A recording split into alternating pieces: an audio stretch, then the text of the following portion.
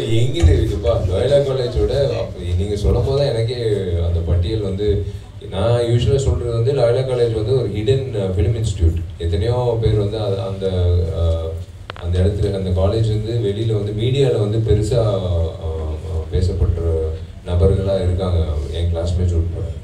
Of course நீங்கள் கேட்ட மாதிரி 2026 அதான் சொல்கிறேனே, நம்ம வந்து செல்லமையில் இருக்கும்போது என்ன தேவி பேரடைஸ், தேவி கலா, தேவி பாலா இருக்கும். இல்லைனா வந்து 1-2 தான் அப்படி ஒரு 4 தியேட்டர் இருக்கும். அப்படியே போக போக பூஜை வரும்போது ஸ்லோவாக மல்டிப்ளெக்ஸ் தொடங்கிடுச்சு. இப்போ கோவிடுக்கு அப்புறம் வந்து ஒரு குடும்பம் வந்து இப்போ நீங்கள் இங்கிட்ட இருக்கிற ஃபோரமானோ இல்லை பலாசோவோ அப்படி இப்போ போனீங்கன்னா ஒரு 6-7 திரைப்படங்களோட போஸ்டர் இருக்கும். எந்த திரைப்படத்துக்கு நம்ம போகலான்றது அவங்க முடிவு பண்ணுவாங்க. ஏன்னா அவங்க ஆல்ரெடி வந்து கோவிட் டைமில் எல்லா படங்கள், எல்லா மொழிகளோட எல்லா டைரக்டர்ஸ் எல்லா படங்களும் பார்த்துட்டாங்க. கொரியன் படம், ஈரானியன் படம், எல்லா படங்களும் பார்த்துட்டாங்க. ஸோ அவங்களுக்கு என்னென்னா மைண்ட் செட் வந்து அப்கிரேட் ஆகிடுச்சு. அவங்க இனிமேல் நம்மளை ஏமாற்ற முடியாது, நம்ம எல்லாத்தையும் பார்த்துட்டோம், இனிமேல் எவனாவது வந்து காப்பி அடிச்சா கூட நம்ம சொல்லிவிடுவோம் நம்ம இந்த படத்துல தான் காப்பி அடிச்சான்ற மாதிரி. ஸோ அவங்களுக்கு என்னென்னா அதே மாதிரி தான் அந்த வளர்ச்சி இருக்குல்ல, இந்த சின்ன ஒரு தியேட்டர் திரையரங்கத்துலேருந்து இப்போ மல்டிப்ளெக்ஸ், அந்த மாதிரி தான் வந்து 2026 பட்டியல் அப்படி தான் இருக்கும். நீங்கள் எழுதி வச்சுக்கணும், அப்படி தான் இருக்கும். கன்ஃபியூஷன் ஆகாது, ஆனால் கம்பேரிசன் இருக்கும். டெஃபினட்டாக வந்து ஒரு அழகான ஒரு பட்டியல் இருக்கும் மக்களுக்கு. அந்த தேர்தல் வந்து 26 எனக்கு தெரியாது, எப்போ அறிவிக்க போகிறாங்க தெரியாது. அது நம்ம 26 வந்து டேர்ம் முடியறதுனால 26ன்னு சொல்கிறோம். But we don't know what is 26 வரும்போது டெஃபினெட்லி நீங்கள் சொன்ன மாதிரி லோயலா கல்லூரி மாணவர்கள் வந்து மிக பெரிய பட்டியலாக இருக்கும்னு நான் நினைக்கிறேன். எஸ், தமிழ் புத்தாண்டு குடும்பத்தோட கொண்டாடுற ஒரு விஷயம், நண்பர்களோட கொண்டாட வேண்டிய ஒரு விஷயம். அன்றைய நாள் வந்து ஒவ்வொருத்தரும் விடுமுறைன்றதுனால ஒவ்வொருத்தரும் அவங்கவுங்களுக்கு பிடிச்சவங்களோட கொண்டாடணும்னு நினைப்பாங்க. ஸோ அதே விதத்தில் நேராக வீட்டிலேருந்து எனக்கு பிடிச்ச நபர்களோட ஃபஸ்ட்டு தொடங்கலாம் அப்படின்றது தான் இந்த நிகழ்ச்சிக்கு வந்த நேரம். பத்திரிகையாளர் கவிதா அவர்கள் சொன்ன மாதிரி நான் மாறுறது முக்கியம் இல்லை, நீங்கள் யாருமே மாறவே இல்லை. செல்லமேலேருந்து இன்னைக்கு வரைக்கும் வந்து அதே கவிதா அவர்கள், அதே ஒற்றந்துரை அவர்கள், அதே அத்தனை மீனாட்சி சுந்தரம்லேருந்து எல்லாரும் ஒன்று, ஜான்சன் சார்லேருந்து நான் பார்க்குற எல்லா நபர்களும் அதே நபர்கள் தான். எனக்கு தோல்வி வந்தாலும் சரி, வெற்றி வந்தாலும் சரி, என்னை விட்டுருங்க. எந்த புதுமுக நடிகை வந்தாலும், யார் வந்தாலும் நீங்கள் ஊக்கப்படுத்தி வந்து நீங்கள் ஒரு ஆரோக்கியமான ஒரு விஷயத்த செயல்படுத்துறீங்க பாருங்களேன் ஒரு பத்திரிகையாளராக. அதுதான் நான் வந்து உங்களை நான் பாராட்டுறேன் உண்மையிலே. So it's definitely the other way around. நீங்கள் மாறவே இல்லை. இந்த நாள் வந்து உங்களுக்கு ரொம்ப சிறப்பான நாளாக மட்டும் இல்லாமல் இந்த வருடம் முழுக்க அடுத்த வருட புத்தாண்டு வரைக்கும் ஒரு பாசிட்டிவிட்டியோட மனசை மறந்து புதுசாக நல்ல மெமரிஸை உண்டாக்குற மாதிரி பாசிட்டிவிட்டியோட நீங்கள் வந்து நல்ல வளர்ச்சியோட, நல்ல சந்தோஷத்தோட, நல்ல ஆரோக்கியத்தோட, உங்கள் குடும்பத்தோட நல்லா இருக்கணும்னு நான் மனசார வாழ்த்துறேன். இந்த அதான் கவிதா சொன்ன மாதிரி 3 முறை நான் என்னால் வர முடியல. உண்மையிலே வரக்கூடாதுன்னு அப்படின்லாம் இல்லை, வர முடியல. அஃப்கோர்ஸ் ரிலீஸ்க்கு முன்னாடி வந்து நிறைய வேலைகள் இருக்கும் நிறைய இடத்துல. ஏன்னா கடவுள் புண்ணியத்தில் 2, 3, 4 எல்லா லாங்குவேஜ்லேயும் ஒரு அங்கீகாரம் கொடுக்கப்பட்டுச்சு. ஸோ எல்லா லாங்குவேஜுக்கும் எல்லா ஊருக்கும் போய் வந்து நம்ம எடுத்த படம் வந்து சும்மா நான் என் அலுவலகத்தில் உட்காந்து இந்த மாதிரி மைக்கு பிடிச்சி நான் சொல்லக்கூடாது, அது சொல்லவும் முடியாது. அந்தந்த ஊருக்கு போய் அவங்கள சந்தித்து அந்த பத்திரிகையாளர்களோட உரையாடல், அவங்களோட இருந்து பேசுறது, அதுதான் அவங்களுக்கு கொடுக்குற மரியாதை. அதே சமயத்தில் அவங்க வந்து எதிர்பார்க்குற ஒரு விஷயம். அதனால தான் இன்னைக்கு வந்து அவங்கக்கிட்ட உங்களை மாதிரி நல்ல உள்ளங்கள் உள்ள அந்த தெலுங்கு மீடியாவுக்கு நான் ஒரு விண்ணப்பம் தான் வச்சேன். நான் எங்கிட்டையும் போகல, என் கேர்ள் ஃப்ரெண்டோடவும் போகல, எங்கிட்டையும் போகல. நான் வந்து பத்திரிகையாளர் சங்க சார்பாக அந்த நிகழ்ச்சிக்காக நான் இந்த தேதி வந்து நான் கண்டிப்பாக அந்த நிகழ்ச்சியில் போகணும், போய் கலந்துக்கணும். ஸோ கண்டிப்பாக இன்னைக்கு இருக்கிற ப்ரோக்ராம் கொஞ்சம் தள்ளி வைங்க. நான் அது ஒரு காம்பன்சேட் கண்டிப்பாக நான் வர தயவுசெய்து தப்பாக நினைக்கிறேன் நான் சொன்னேன். ஸோ இது வந்து ஒரு சந்தோஷமான விஷயம். 100 மெம்பர்ஸ் இருக்கிற சங்கம். ஆக்சுவலாக கவிதா சொன்னதில் வந்து ஒரு நான் ஐ differ in that. After all ஒரு லேடி என்னால் அப்படியெல்லாம் இல்லை, எல்லாருமே சமம் தான். ஒரு லேடி இவ்வளோ தூரம் வந்து குடும்பம், ஆஃபீஸு, சங்கம் நடத்துறதுலாம் சாதாரண லேடி கிடையாது. இது வந்து ஆஃப்டர் ஆல் ஒரு லேடி கிடையாது, ஒன் ஆஃப் அ கைண்ட் லேடின்னு தான் சொல்லணும். ஏன்னா ஒரு சங்கம் நடத்துறது இப்போ தான் நானும் பிரதர் துறை பேசிகிட்டு இருந்தோம். எப்படி நடத்துறது, அது எப்படி செயல்பாடுகள் இருக்கும், எத்தனை பேர் பின்னாடி முதுகில் குத்துவாங்க, எத்தனை பேர் வந்து எதிர்பார்ப்பாங்க, எத்தனை எதிர்பார்ப்புகள் இருக்கும், எத்தனை எதிரிகள் இருப்பாங்க, எத்தனை தடைகள் இருக்கும், இதெல்லாம் தாண்டி ஒரு சங்கம் வந்து இயங்கிட்டு இருக்குன்னா அது வந்து அந்த சங்கத்தோட உறுப்பினர்களோட நன்மைக்காக வந்து இந்த நிர்வாகிகள் போராட்டத்துக்கு தான் ஒவ்வொரு விஷயமும் யோசிக்கணும். அவசியமே கிடையாது. அவங்க வேலையை பார்த்துட்டு சம்பளம் வாங்கிட்டு போகலாம். ஆனால் ஒரு சங்கம் நடத்துறது வந்து ஏன்னா அந்த சங்கம் சார்ந்த உறுப்பினர்கள் எல்லாருமே ஒற்றுமையாக இருக்கணும். அவங்களுக்குள்ள வந்து ஒரு விஷயத்த வந்து ஒரு குடும்பமாக வந்து இயங்கணும். அவங்களுக்கு வந்து ஒரு விஷயம் பண்ணி கொடுக்கணும் அப்படின்னு. அதனால தான் ஒரு ரிக்வெஸ்ட்டாக சொன்னேன், நீங்கள் இந்த மாதிரி ஒரு அலுவலகத்தை வந்து நீங்கள் அடுத்த வருஷம் நீங்கள் நிகழ்ச்சி நடத்தணும். உங்களோட ஆஃபீஸில் இந்த மாதிரி ஒரு ஹாலில் வந்து நீங்கள் ஆஃபீஸுன்றது இத்தனை ஸ்கொயர் ஃபீட்டு, இவ்வளோ பெரிய ஆஃபீஸு அலுவலகம் தேவையில்லை. அலுவலகம் வந்து ஈஸியாக வாங்கலாங்க, மனசு வச்சா ஈஸியாக வந்து. நாங்கள் இன்னி வரைக்கும் வந்து போராடிட்டு இருக்கோம். கண்டிப்பாக வந்து சொல்கிற மாதிரி அந்த கட்டடம் நடிகர் சங்கத்தில் எவ்வளோ போராட்டங்கள், சாதாரண விஷயம் கிடையாது. ஏன்னா என்னோடய வீடு கட்டுறது ரொம்ப ஈஸி, கார்த்தியோட வீடு கட்டுறது ஈஸி, இல்லை ராஜா சார். ஆனால் எல்லோரும் சேர்ந்து வந்து பொதுவான ஒரு பொது சொத்தை காப்பாற்றுறது வந்து எவ்வளோ பொறுப்பான வேலை, எவ்வளோ கஷ்டமான வேலைன்றது எங்களுக்கு தெரியும். But we don't give up. அந்த மாதிரி request and don't give up. அடுத்த வருஷம் வந்து அதுக்கான முயற்சிகள் நிறைய இருக்குது. அதுக்கான முயற்சிகள் நீங்கள் எடுத்தீங்கன்னா அதுக்கான பலனும் உண்டு. அதுதான் சொன்னேன். ஜஸ்ட் டிஸ்கஸிங், ஒரு ஷார்ட் ப்ரீஃப் டிஸ்கஷன் சொன்னேன். இந்த மாதிரி ஒரு ஹால் நீங்கள் வந்து சின்ன படங்கள் வந்து இந்த மாதிரி ஒரு ஹால் கிடைச்சாலே போதும். நீங்கள் ஒரு கணிசமான ஒரு ரெண்ட் வாங்கிட்டு நீங்கள் அவங்களுக்கு வந்து இந்த மாதிரி ஒரு ப்ரெஸ் மீட் நடத்தினாலே உங்களுக்கு ஒரு வருமானம் வரும் சங்கத்துக்கு. ஸோ உங்கள் எல்லோரும் முதல்ல நன்றியை தெரிவிச்சுக்கிறேன். 100% நீங்கள் வாக்கு பதிவு பண்ணது வந்து மிகப்பெரிய விஷயம். இது ஆக்சுவலாக நீங்களே பதிவு பண்ணணும் வெளியில். எங்கள் சங்கத்தில் முதல்ல 100% வாக்கு பதிவு பண்ணோம். ஏன்னா ஏப்ரல் 19ஆம் தேதி வந்து நான் ஒரு வாக்காளராக, நான் ஒரு சமூக சேவகனாக நான் வந்து எதிர்பார்க்குற ஒரு விஷயம் வந்து 100% வந்து வாக்களித்தாங்க. அது யாருக்கு வாக்களித்தாங்கன்றது வேறு. பட் பர்சன்டேஜ் ஆஃப் ஓட்ஸ் வந்து என்றைக்குமே சிட்டியில் வந்து குறைவாக இருக்கும், 50% தான் இருக்கும். ஆனால் கிராமத்தில் பார்த்தீங்கன்னா 70% அது மேலே இருக்கும். ஏன்றது இன்னும் இப்போது வந்து தயவுசெய்து பழசை வந்து கிளற வேணாம். இப்போது வந்து எல்லோரும் வெளியில் வந்து ஃபஸ்ட் டைம் ஓட்டர்ஸே 10 லட்சம் ஓட்டர்ஸ் இருக்காங்கன்றது நான் ஒரு நிகழ்ச்சியில் போகும்போது நான் கேள்விப்பட்டு 5 லட்சத்துக்கு மேலே இருக்கிற ஃபஸ்ட் டைம் ஓட்டர் சிக்னேச்சர் வாங்கி பிளட்ஜ் பண்ணி அந்த வருடம் வந்து கண்டிப்பாக நான் ஓட்டு போடுவேன்னு சொன்னாங்க. ஸோ அது இந்த வருஷம் வந்து கண்டிப்பாக அந்த சதவீதம் வந்து அந்த எண்ணிக்கை இப்போ அந்த வாக்குகள் பதிவு வந்து கண்டிப்பாக அதிகரிக்கும்னு நான் எதிர்பார்க்குறேன். அதுதான் முக்கியம். எல்லோருக்கும் நான் சொல்லிக்கிறது, ஒவ்வொரு விஷயத்தில் ஒவ்வொரு மேடையில் வந்து என் படத்தை பற்றி நான் சொல்கிறத விட ஃபஸ்ட்டு முதல்ல சொல்கிறது சமுதாயத்தில் வந்து சமுதாயம் நல்லா இருந்தால் தான் நாங்களாம் நல்லா இருக்க முடியும். சமுதாயம் இல்லாமல் வந்து நாங்கள் மட்டும் எங்கள் வீடு மட்டும் நல்லா இருந்தால் அது வந்து நினைக்காது.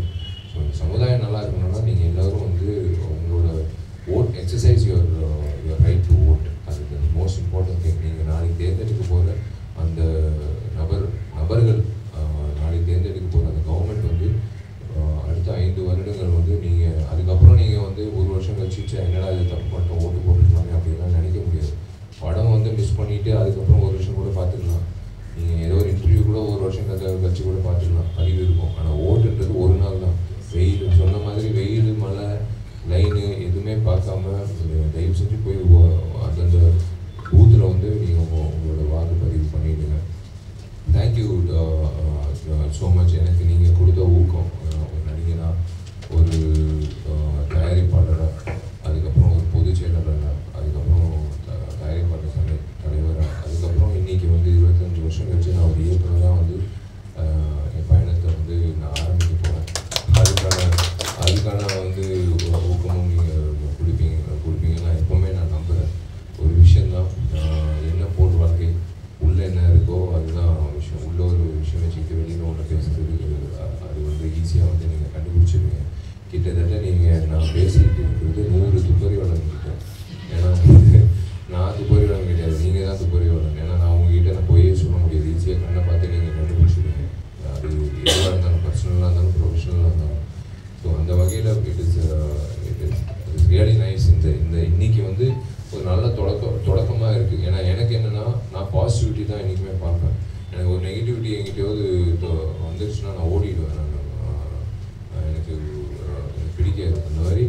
இன்றைக்கி நீங்கள் கொடுக்குற அந்த பாசிட்டிவிட்டி வச்சு தான் நான் வந்து அடுத்தடுத்த வேலைகள் வந்து ரிலீஸ்க்கு நோக்கி ஏப்ரல் 26 ரத்தம் ரிலீஸ் ஆகிறதுனால இப்போ அதை நோக்கி நான் போயிட்டு இருக்கேன். அதனால தான் வந்து இந்த மாதிரி உங்களோட சேர்ந்து உங்களோட கூட இருந்து இந்த டைம் ஸ்பெண்ட் பண்ணுறது வந்து உங்களுக்கு சந்தோஷம் அளிக்கிறது இல்லையோ எனக்கு வந்து மிக சிறந்த சந்தோஷம், ஆத்ம திருப்தி அளிக்கிறது. அதுதான் ஒரு மனுஷனுக்கு ரொம்ப முக்கியம். காலங்காலத்தில் எழுந்திரிச்சவங்க வந்து கோயில் போடுறதை விட இந்த மாதிரி ஒரு விஷயங்கள், இந்த மாதிரி ஒரு இடத்துக்கு வந்து ஒரு சந்திக்கிறது தான் ரொம்ப இன்னும் பாசிட்டிவிட்டி வந்து ஏறும் ஒரு உடம்புக்குள்ள.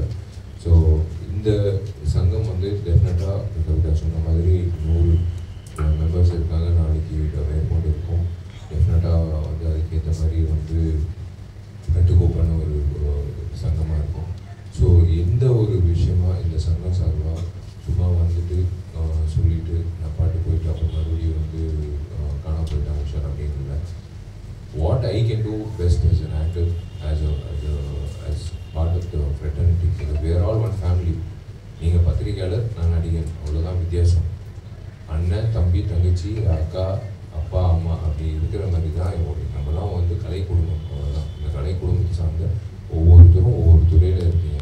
ஸோ என்னால் முடிஞ்ச அளவுக்கு இந்த குடும்பத்துக்கு என்ன பண்ண முடியுன்றது நீங்கள் எனக்கு சொல்லுங்கள். என்னால் முடிஞ்ச அளவுக்கு நானும் வந்து I will do it, because you all need definitely. என்னை பொறுத்த வரைக்கும் உள்ளே வரும்போதே நான் கேட்டேன், இது உங்களோட ஆஃபீஸாக இல்லைன்னு சொன்னாங்க. அடுத்த வருஷம் வந்து ஆஃபீஸுக்கான வேலைகள் என்னன்றது நான் சொன்னேன், என்னென்ன பண்ணணும். ஸோ அது டெஃபினட்டாக அது நடக்கும்.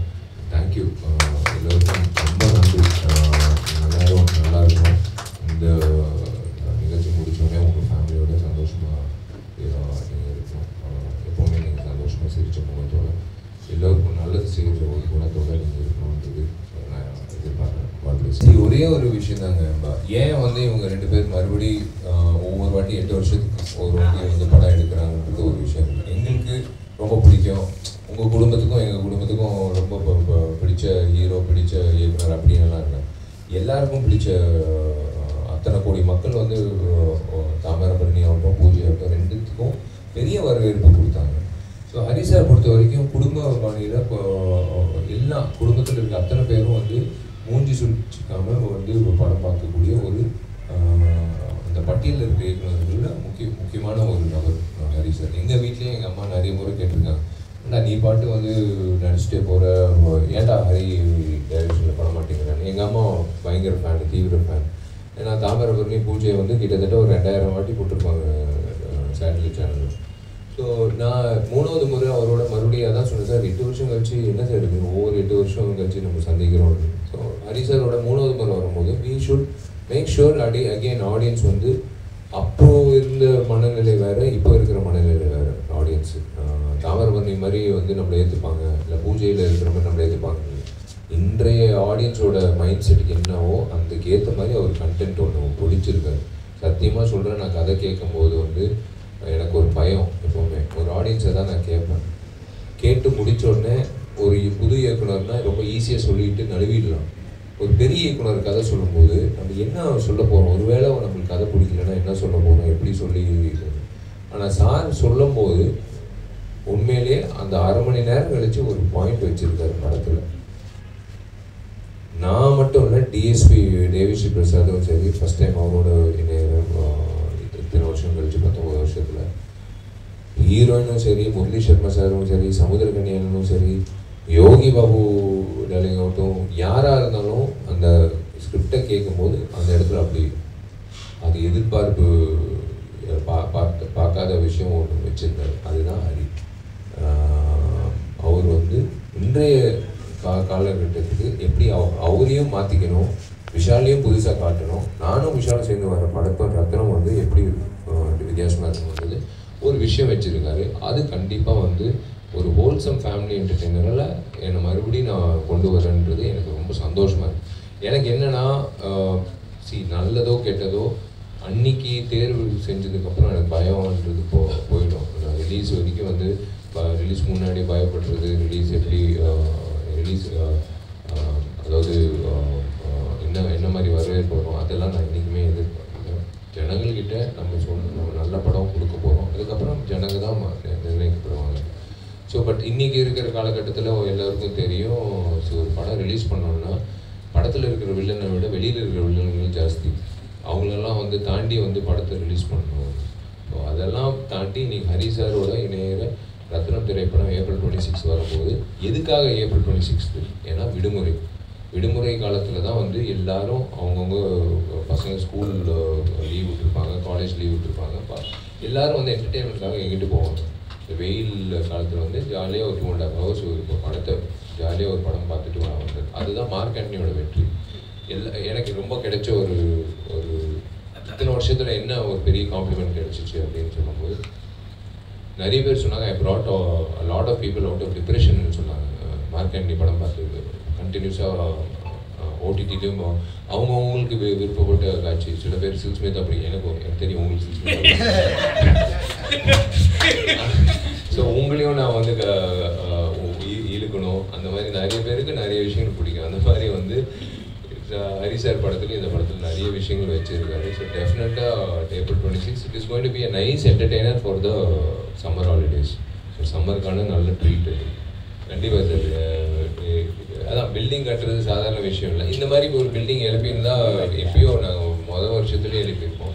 ஆனால் ஒரு ஐகானிக் பில்டிங் பண்ணுறது வந்து ஒரு வித்தியாசமாக பண்ணணும். அது படமாக இருந்தாலும் சரி, நம்ம செயல்பாட்டிலையும் சரி, ஒரு பில்டிங் வந்து திரும்பி பார்க்க வைக்கிற மாதிரி தமிழ்நாடே வந்து இப்போது யாராவது எங்கிட்டயாவது நாகர்கோவிலேருந்து கிளம்பி சென்னைக்கு வராங்கன்னா ஒரு 8 பார்த்துட்டு போயிடலாமா, எம்ஜிஆர் சமாதியை ஒரு வாட்டி பார்த்துட்டு போயிடலாம் அப்படின்ட்டு எல்லாரும் வருவாங்க. அது இயல்பான ஒரு விஷயம். அதே மாதிரி ஒரு 8 பார்த்துட்டு போயிடலாமா, நடிகர் சங்க பில்டிங்னு சொல்கிறாங்களே, இப்போ ரொம்ப வித்தியாசமாக இருக்குது, இப்போ பார்த்துட்டு வரலாமான்ற ஒரு உணர்வு தான் நாங்கள் வந்து இவ்வளோ கஷ்டப்பட்டு போராடி கொண்டு வரோம். இந்த வருடத்துக்குள்ளே நாங்கள் வந்து கொண்டு வந்துடுவோம், பில்டிங் வந்துடும் கண்டிப்பாக சார். அது ஏன் வைக்கிறோன்னா முக்கியமாக 2 விஷயங்கள் இருக்குது. ஒன்று வந்து ஒரு அரங்கம் ஒன்று வைக்கிறோம். எப்போவுமே நம்ம வந்து நீங்கள் பார்த்தீங்கன்னா சென்னையில் எந்த பெரிய நீங்கள் அவார்ட் ஃபங்க்ஷன் வந்து எல்லாமே ஹைதராபாத், பாம்பேயில் தான் வைக்கிறாங்க. ஏன்னா நம்மக்கிட்ட அந்த மாதிரி ஒரு ஆடிட்டோரியம் கிடையாது. ஸோ முதல்ல அது வந்து போக்குறதுக்காக வைக்கிறோம். அது போக நாடகம் நடத்துறதுக்கு வந்து ரொம்ப எளிமையாக, அதாவது நாடகம் நடத்துறதுக்கு வந்து மியூசிக் அகாடமியில் நடத்தலாம், நாரதகன சபை நடத்தலாம், அது வேறு விஷயம். அவங்களுக்கு காசு இருக்குது, கட்டணம் கட்டிட்டு அவங்க வந்து நாடகம் நடத்தலாம். ஆனால் காசே இல்லாமல் வந்து நிறைய பேர் வந்து நிறைய சூப்பர் நாடகங்கள் ஜனங்களும் பார்க்கணுன்னு ஆசைப்படுவாங்க. ஆனால் அவங்களுக்கு வந்து அரங்கம் இல்லாமல் வந்து அவஸ்தைப்படுவாங்க. அந்தந்த ஊரில் இப்போ மதுரை, திருநெல்வேலி அவங்களுக்கெல்லாம் ஒரு அரங்கம் மாதிரி அது அமையப்படும். அது போக வந்து சின்ன திரைப்படங்களுக்கும் எல்லா திரைப்படங்களுக்கும் அவங்கவுங்க ஆடியோ லான்ச்சோ இல்லை ப்ரெஸ் மீட்டோ இல்லை ஏதாவது வைக்கணும்னா அவங்களுக்கு என்ன what is their budget, according to their budget we want to accommodate. So Habibullah road வந்து ஒரு சென்டர் பாயிண்ட் ஆஃப் த சிட்டியில் வந்து டிராஃபிக் பீட் பண்ணி ஈஸியாக வரக்கூடிய ஒரு இடம். அந்த இடத்துல இந்த மாதிரி ஒரு விஷயம் வந்து இண்டஸ்ட்ரிக்கு, தமிழ் சினிமாவுக்கு இருந்தால் it will be a very big boon to the film producers, directors, actors. அது போக வந்து ஒரு நாடக நடிகர்கள் ஊருக்கு வந்தால் எங்கிட்டு போய் தங்குவாங்கன்ற ஒரு விஷயம் யோசித்தோம். அவங்களுக்காக தங்குறதுக்காக ஒரு டார்மெட்ரி மாதிரி ஒன்று வைக்கணும். அது போக வந்து கல்யாண மண்டபம் வந்து அஃப்கோர்ஸ் ஒரு சங்கம் நடத்தணும்னா, ஒரு பில்டிங் கட்டுறோன்னா அந்த இஎம்ஐ கட்டுறதுக்கு நம்மளுக்கு வருமானம் வரணும். ஸோ கல்யாண மண்டபம் வந்து எந்த கல்யாண மண்டபம் தமிழ்நாட்டில் வந்து சென்னையில் வந்து இத்தனை கார் பார்க்கிங்கோட இல்லை. நீங்கள் பார்த்தீங்கன்னா எல்லாமே வந்து நீங்கள் வேலை பார்க்கிங் தான் கொடுக்கணும். ஆனால் எங்களுக்கு வந்து கிட்டத்தட்ட 130 கார் பார்க்கிங்கோட வந்து ஈஸியாக ஒரு கல்யாண மண்டபம் கிடைக்கிது. போக ஒரு இலவச கல்யாண மண்டபம் இருக்குது. அதாவது உறுப்பினர்கள் அவங்களோட, ஏன்னா அவங்களுக்கும் ஒரு பெருமை தானே, இவ்வளோ பெரிய கல்யாண மண்டபத்தில் வந்து என் பொண்ணு என் பையனுக்கு கல்யாணம் பண்ணி வச்சேன். ஸோ அவங்களுக்கும் வந்து இலவசமாக ஒரு கல்யாண மண்டபம், ஒரு சின்ன கல்யாண மண்டபம் கட்டுறோம். ஸோ நிறைய விஷயங்கள் இருக்குது. So it will be a cultural centre. நாளைக்கு வந்து ஒரு விஸ்காம் ஸ்டூடெண்ட் வந்து நாங்கள் என்னென்னா போர்டில் போட்டுருவோம், இன்னைக்கு வந்து இந்த ஸ்கெட்யூலில் இன்றைக்கி வந்து நாஜர் சார் வந்து அவதாரம் பற்றி பேச போகிறாரு, இன்றைக்கி வந்து கமல் சார் வந்து நாயகனில் அவரோட எக்ஸ்பீரியன்ஸ் எப்படின்னு பேச போகிறாரு. ஸோ நீங்கள் ஒரு விஷுவல் கம்யூனிகேஷன் டிபார்ட்மெண்ட் வெளியில் எப்படி ஒரு போர்டு வந்து இன்றைய நிகழ்ச்சிகள் இதெல்லாம் இருக்குது, இவங்கெல்லாம் வராங்க அப்படின்ற மாதிரி செம்மொழி பூங்காவில் நீங்கள் பார்த்தீங்கன்னா ஆம்பி தியேட்டர், அந்த மாதிரி ஒரு ஆம்பி தியேட்டர் அமைக்கப்படும். ஸோ டெய்லி ஒரு விஷயங்கள் நடந்துகிட்டே இருக்கும். யாராவது பெங்களூர்லேருந்து ஹைதராபாத்லேருந்து யாராவது வந்துகிட்டே இருப்பாங்க, அவங்களோட உரையாடல் இருக்கும். நீங்கள் வந்து கலந்துக்கிட்டு யூ கேன் லேர்ன் ஆஸ்பைரிங். இப்போ ஷூட்டிங் முடிச்சுட்டு அவங்கவுங்க வீட்டுக்கு போவாங்களே, ஆனால் நிறைய பேர் ஜூனியர் ஆர்டிஸ்ட் ஆகட்டும் எல்லோரும் எங்கிட்ட போய் ஒரு 1/2 மணி நேரம் உட்காந்து ஒரு மெடிடேட்டிங் ஸ்பேஸ் வேணும், யார்கிட்டயாவது பேசணும், இன்னைக்கு நடந்த கஷ்டங்கள் அப்படின்லாம் வருது. ஸோ அதுக்காக ஒரு இடம் மாதிரி வந்து கல்ச்சுரல் சென்டர், ஒரு விலாசம், எல்லாருக்கும் ஒரு விலாசமாக இருக்கணும்னு தான் இது பண்ணுறோம். எங்கிட்ட இருக்குப்பா லோயலா காலேஜோட நீங்கள் சொல்லும் போது தான் எனக்கே அந்த பட்டியல் வந்து, நான் யூஸ்வலாக சொல்கிறது வந்து லோயலா காலேஜ் வந்து ஒரு ஹிடன் ஃபிலிம் இன்ஸ்டியூட். எத்தனையோ பேர் வந்து அந்த அந்த இடத்துல அந்த காலேஜ் வந்து வெளியில் வந்து மீடியாவில் வந்து பெருசாக பேசப்படுற நபர்களாக இருக்காங்க, என் கிளாஸ்மேட்ஸ் உட்பட.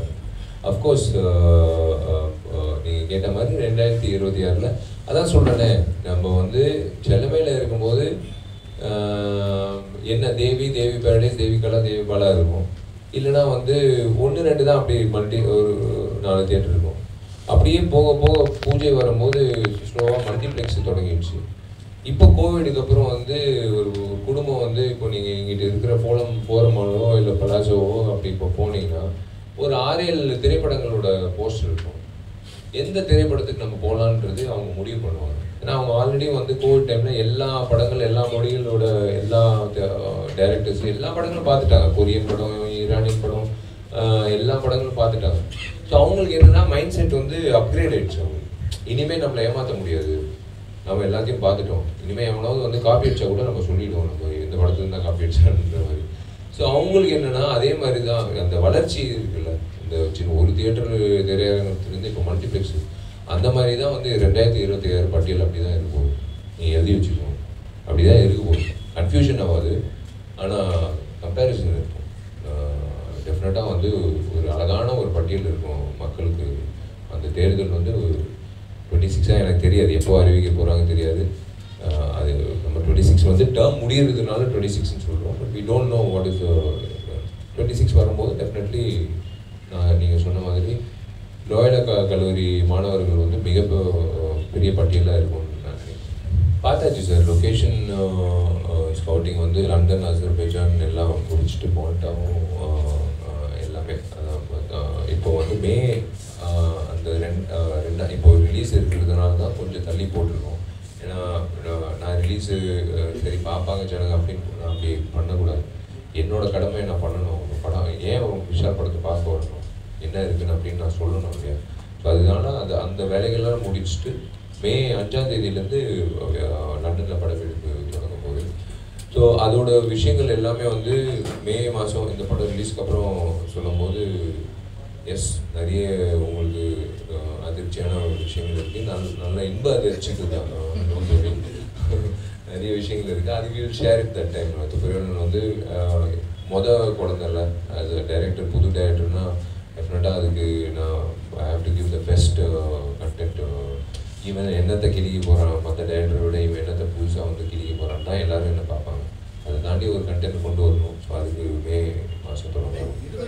இல்லை, சிபிஎஃப்சி பொறுத்த வரைக்கும் உண்மையிலே ரொம்ப பகிரங்கமான ஒரு விஷயம் வந்து ஓப்பனாக வந்து நடந்த விஷயம். எல்லாருக்கும் தெரியும், மும்பையில் நடந்த விஷயம். 6.5 lakhs வந்து கேட்டாங்க. அதுதான் அங்கிட்டு தான் தொடங்கின துப்பறியாளர் மேலே. இவங்க எப்படியும் வந்து வாட்ஸ்அப்பில் வருவாங்க. அதனால தான் என்னோட ஹரிக்கிட்ட சொல்கிறேன், ஹரி அவங்க எப்படியும் வாட்ஸ்அப்பில் வருவாங்க. வாட்ஸ்அப்லேயே வந்து ஸ்பீக்கர் போட்டு அது இன்னொரு ஃபோனை வச்சு ரெக்கார்ட் பண்ணி போடணும். சிபிஐயே சிரிச்சிட்டாங்க. இதெல்லாம் எப்படி உங்களுக்கு யோசனை வந்தது? இல்லைங்க, உங்களுக்கு துப்பறியாளர்னு ஒரு படம் எடுக்கிறாரு, அவர் தான் அந்த ஐடியா கொடுத்தாரு. அது வச்சு தான் வந்து எங்களுக்கு எவிடன்ஸ் கிடைச்சிருக்கு. அது வந்து டெஃபினட்டாக பதிவு பண்ண வேண்டிய விஷயம். ஒரு சிபிஎஃப்சியிலே இப்படி வந்து லஞ்சம் கேட்குறாங்கன்னா, அப்போ மற்ற பென்ஷனுக்காக ஒரு வயசானவர் வந்து அவரு எவ்வளோ கஷ்டப்படுவார், இல்லை ஒரு விவசாயி வந்து அவருக்கான நிறைய விஷயங்கள் இருக்குல்ல. ஸோ அது பதிவு பண்ணதுக்கப்புறம் இனிமேல் வந்து எனக்கு ரொம்ப சந்தோஷம் என்னென்னா, அவங்களே சொல்லிட்டாங்க, எப்பா சாமி இனிமேல் வந்து பாம்பே பக்கம் வந்துடாதீங்க, உங்கள் லாங்குவேஜை நீங்கள் உங்கள் ஊர்லேயே ஹிந்தி டப்பிங் நீங்கள் அங்கிட்டே பண்ணிக்கோங்க சென்சார், பாம்பே பக்கம் வந்துடாதீங்க, பாம்பே வந்து ஹிந்தி படங்கள் மட்டும் நாங்கள் பார்த்துக்கணும். அது ஒரு நல்ல ஒரு விஷயம் தானே. யாருமே அவ்வளோ தூரம் போய் நீங்கள் சர்டிஃபிகேட்காக வெயிட் பண்ண தேவையில்லை. சென்னை தமிழ் படம் ஹிந்தி டப்பிங்னா தமிழ்லேயே பண்ணிக்கலாம் சென்னையில். ஸோ சிபிஎஃப்சி பொறுத்த வரைக்கும் வந்து ஒரே ஒரு விஷயம் தான். இட் இஸ் ஐ விஷ் ஒரு கைட்லைன் புக் மாதிரி எழுதிட்டு எல்லா இயக்குனர் சங்கத்துக்கும் எழுத்தாளர் சங்கத்துக்கும் ப்ரொடியூசர்ஸ் சங்கத்துக்கும் வந்து ஒரு புக்காக கொடுத்துடணும் கைட்லைன்ஸ். தயவு செஞ்சு இதெல்லாம் எடுத்துகிட்டு வராதிங்க, டைம் வேஸ்ட் பண்ணாதீங்க. இந்த கெட்ட வார்த்தைகள் யூஸ் பண்ணுறது, இந்த பெண்களை கொச்சப்படுத்துகிற மாதிரி பேசுறது, சில விஷயங்கள் எல்லாம் இருக்குது. இதெல்லாம் நீங்கள் போட்டு எங்ககிட்ட வந்து காட்டி இதெல்லாம் மியூட் பண்ணுங்கள், போய் மியூட் பண்ணிட்டு கொண்டு வாங்க. போயிட்டு கொண்டு வரும்போது ஒரு பட்டியல் இருக்கும். மற்ற படங்களும் பார்க்கணும் இல்லையா? அவங்க ஒரு நாளைக்கு 2-3 படங்கள் பார்க்குறாங்க. பெரிய விஷயம் சென்சார் ஆஃபீஸர்ஸ். அவங்க பாவம் ரொம்ப கஷ்டப்பட்டு எல்லாருக்கும் வந்து முக்கியத்துவம் கொடுத்துட்டு, சின்னது பெருசு அப்படியெல்லாம் இல்லை, எல்லாருக்கும் முக்கியத்துவம் இல்லை, வரிசையில் தான் நிற்கணும் நம்ம. ஸோ இது வந்து ஒரு கைட்லைன் புக்காக சிபிஎஃப்சி கொடுத்துட்டாங்கன்னா இயக்குநர்களுக்கும், முக்கியமாக இயக்குநர்களுக்கும் அண்ட் ப்ரொடியூசர்ஸ்க்கும், அதை தவிர்க்கலாம். அந்த டைம் ஃப்ரேம் முன்னாடியே வந்து இதெல்லாம் அவாய்ட் பண்ணிடலாம், எடுக்கும்போதே அவாய்ட் பண்ணிடலாம். படம் காட்டும் போதே வந்து நீங்கள் மியூட் பண்ணாலும் ஏன் மியூட் பண்ணக்கூடாது? மியூட் எப்படி நீங்கள் பண்ணலாமா? ஜனங்களுக்கு தெரியும்ல நீங்கள் சொல்கிற அந்த கெட்ட வார்த்தை. ஸோ அதனால் வந்து நீங்கள் இந்த விஷயங்கள்லாம் பண்ணாதீங்க, தவிர்க்கணும் அப்படின்னு சொல்லிட்டு முன்னாடியே சொல்லிட்டா it be really helpful for directors. இல்லைனா அந்த டைம் ஃப்ரேமில் வந்து கடைசி நேரத்தில் அட்வான்ஸ் புக்கிங் வந்து மல்டிப்ளெக்ஸ்லாம் நான் இது இல்லாமல், சான்றிதழ் இல்லாமல் வந்து அவங்க தொடங்க மாட்டாங்க. அந்த நேரத்தை பார்த்து நம்ம வந்து மிஸ் பண்ணக்கூடாது. நம்ம புதன்கிழமை அன்றைக்கி வந்து அவன் போய் அந்த படத்தை வாங்குறதுக்கு வாய்ப்பு இல்லைன்னா அடுத்த படத்துக்கு போயிடுவோம், மிஸ் பண்ணிடுறோம் audience. So that's what a guideline book. அதுதான் that be a nice thing.